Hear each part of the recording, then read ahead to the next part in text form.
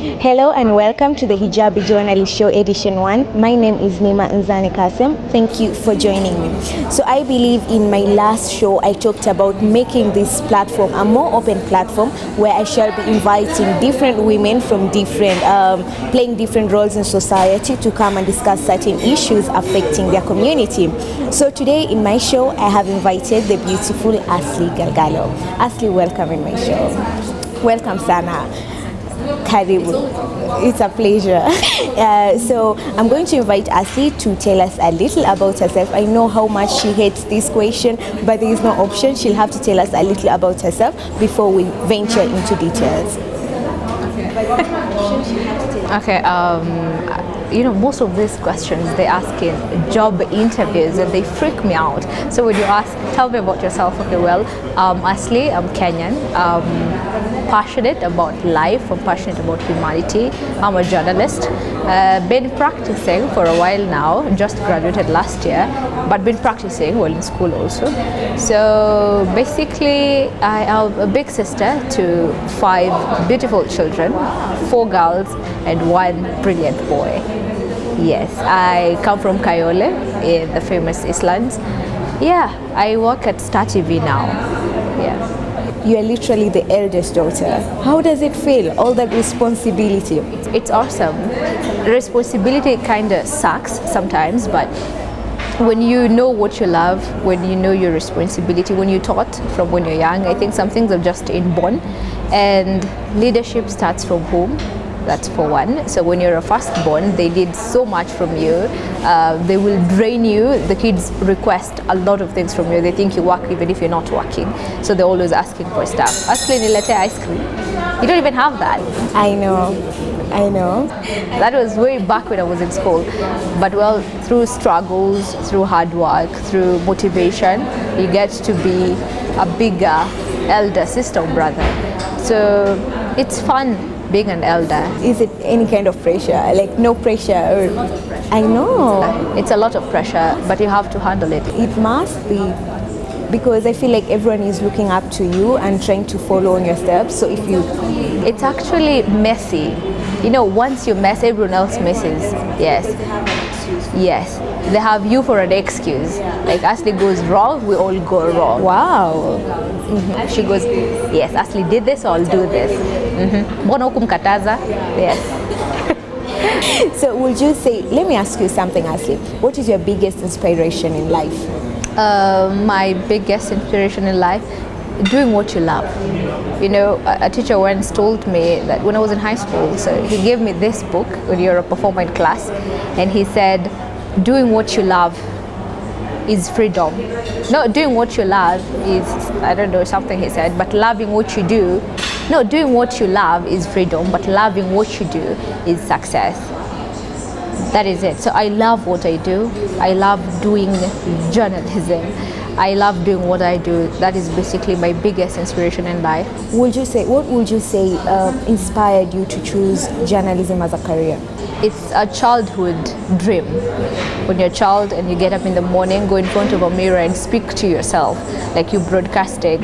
And I think where I drove my inspiration, or rather my motivation of being a journalist, was when I was in class 5. So my teacher, she was my social studies. At the time we go to a GHC, CRE teacher said, I used to write so fast. So when she dictates, I'm the first person to finish writing.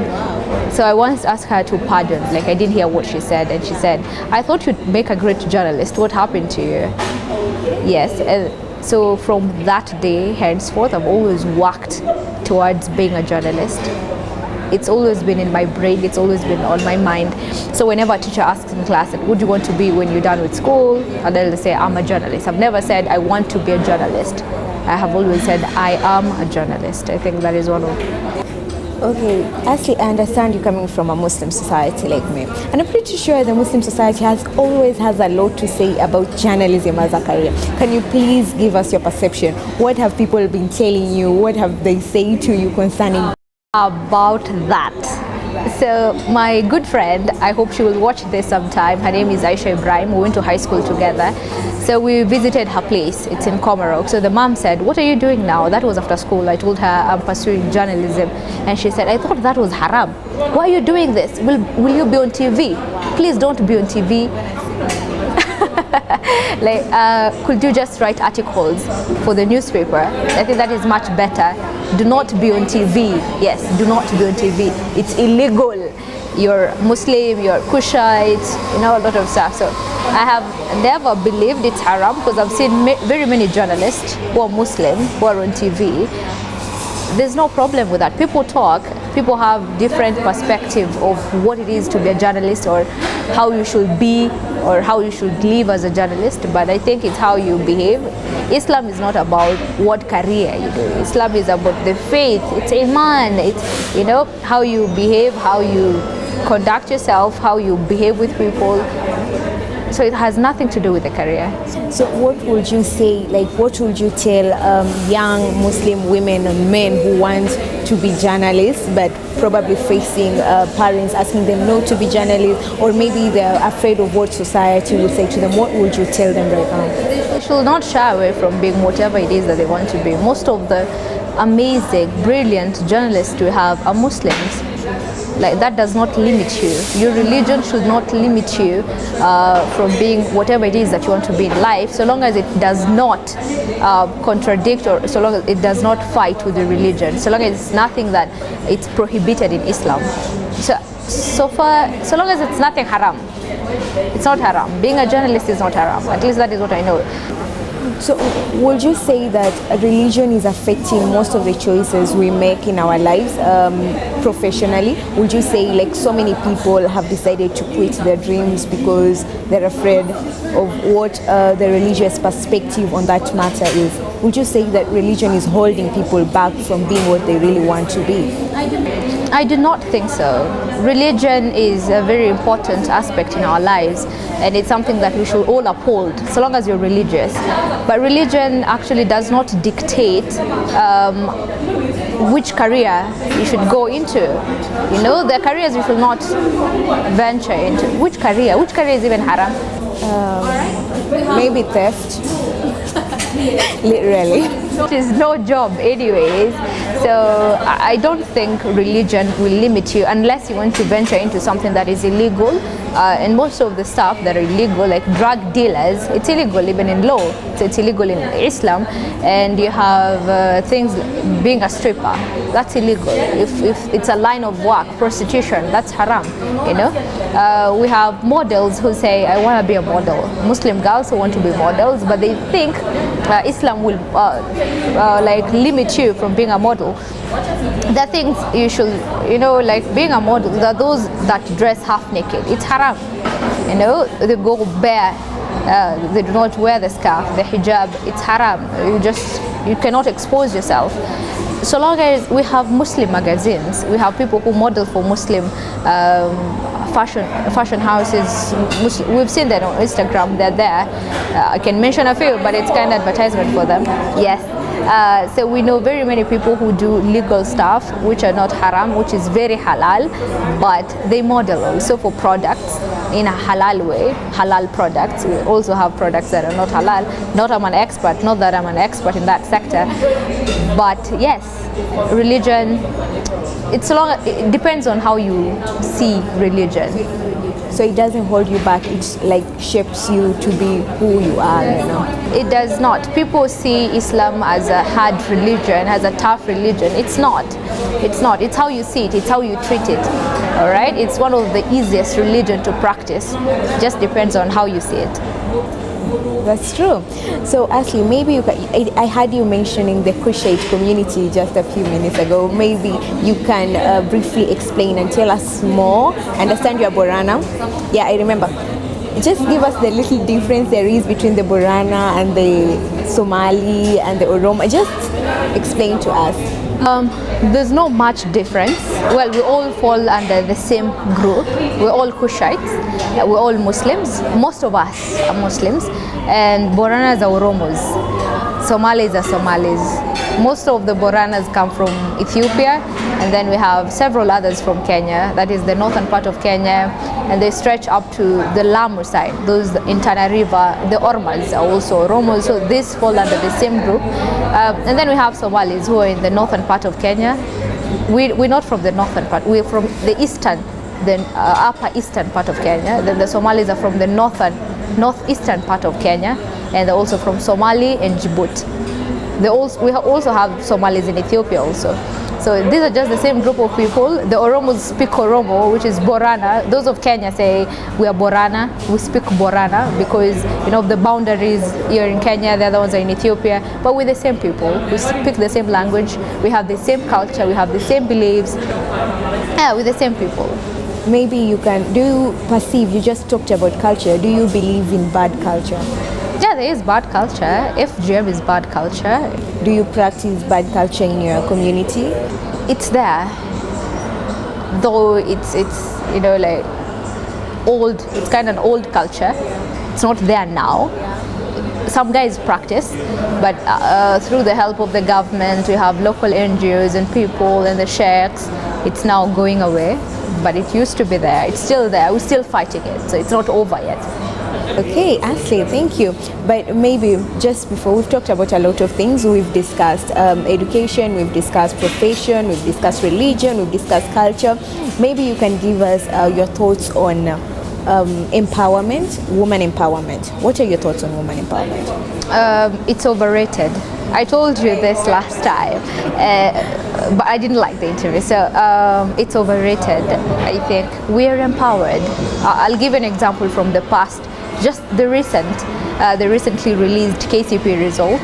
We had more girls in several counties. All right, we had more girls performing like in top 10. For example, in Murang'a County, the top 10 students were all girls. There was no single boy in that group. So we're empowered. We're really, really empowered. And I'm actually thinking the boy child is neglected. Okay, this is new. Yeah, the boy child is neglected. I'm not speaking for Cyprian Nyakundi though.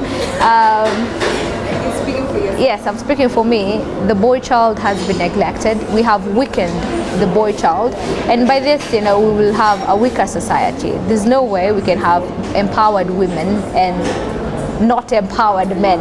All right, guys are just there. There will be weak men, drunkards. They won't be responsible fathers. They won't make responsible husbands. So we'll have a weak society. For us to have a balanced society, we should empower both the boy child and the girl child equally. That is what when we talk about also equity and equality. Now that I think the issue of empowerment should be about equality and not equity.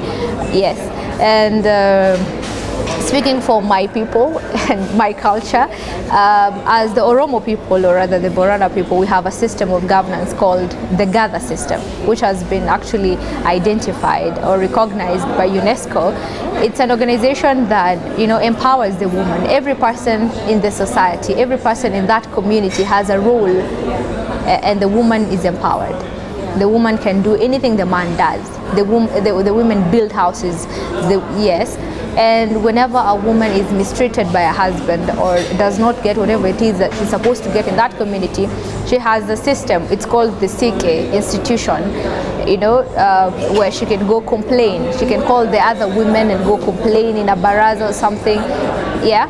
And in my community, whenever a woman reports anything, they do not judge. Like, it's true. Whatever a woman says is true. Whatever a girl says, it's true. And we have these issues of women being raped, young girls being raped everywhere. And in my community, when you rape a girl, that is a woman who is not married, a girl who is not married, it's like you've raped a boy. That is how it's treated. So the penalty is the same as the person who rapes a boy child. That is the much value they give to a woman. So what are your political aspirations? I know where that comes from. I love politics. I have always had this dream of, one day representing people, because I feel there's no fair representation of either women or men anywhere in Kenya. Like, guys are just after money, people are just after power, guys are greedy for stuff, and everyone is there to fulfill, or rather to satisfy their stomachs, their wives, their families, and their egos. No one is actually there to protect the interest of the common Kenyan person. So I feel from the community, or rather from the society where I come from, or where I'm born and raised, that is in Nairobi, I will one day, I can't say tomorrow, I won't say the day after tomorrow, I won't say in the next coming elections, but I know, yes. Someday, inshallah. Asli, thank you so much. I don't know if there's something else you'd like to add. Not unless you have something to ask. No, I'll definitely bring you back here. You understand that? So thank you guys for watching the Hijabi Journalist Show. I hope you enjoy this marvelous show and the beautiful Asli. We appreciate you. This is an amazing opportunity. I'm really honored to have you here. She's actually a very good journalist. She's better than I am. Imagining me saying that. Oh, shut up. Anyway, thank you for joining us. Please don't forget to subscribe to my YouTube channel. Tell a friend to tell a friend. And lastly, don't forget to give us a thumbs up. Have an amazing day.